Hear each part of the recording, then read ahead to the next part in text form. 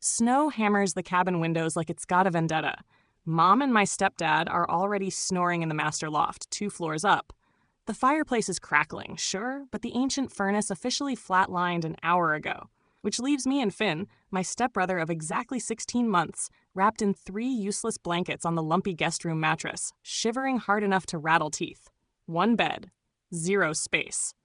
Negative privacy. Fantastic. Finn shifts, shoulders brushing mine. On a scale of 1 to hypothermia, He whispers, warm breath ghosting my ear. How dead are you right now? Somewhere between frozen pizza and corpse cycle, I mutter, hugging my knees. He chuckles.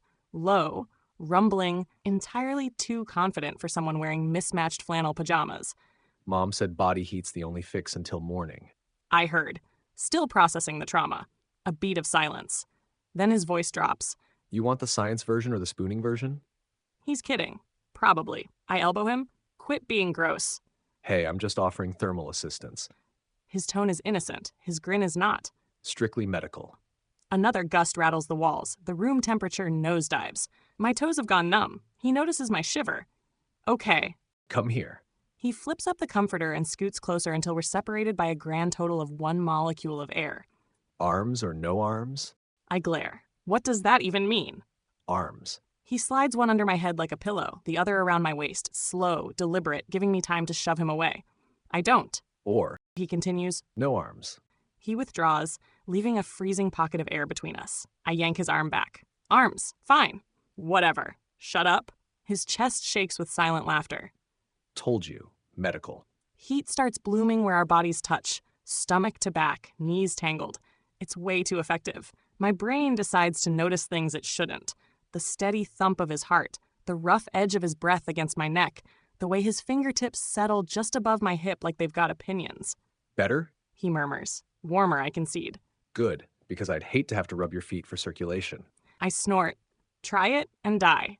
Noted. He says, but his thumb draws lazy circles through the fabric of my t-shirt. Tiny, absent-minded spirals that set off wild little sparks beneath my skin.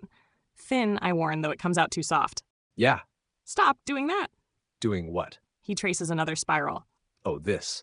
My pulse stutters. That is not medically necessary. He leans closer, voice barely a breath. Feels pretty necessary to me. The air shifts, thick, electric. The storm outside fades behind the drum of my heartbeat. For one reckless second, I forget we're family by marriage. Forget anything except the impossible closeness and how his thumb has stopped teasing and is just resting. Possessive, like a secret. You're shivering again. He whispers. I'm aware. Need more coverage. He tucks the blanket higher, which drags his hand up my side, hitches my t-shirt, grazes skin. An accident that's not an accident. I suck in a breath. He stills. Too far? My voice is a fragile thing. I don't know. A long, pulsing silence. Then he exhales, rough, shaky. Tell me to back off. I should. One sentence could rewind the whole night, but the words stick behind my teeth because suddenly I'm wondering how long he's wanted to do this.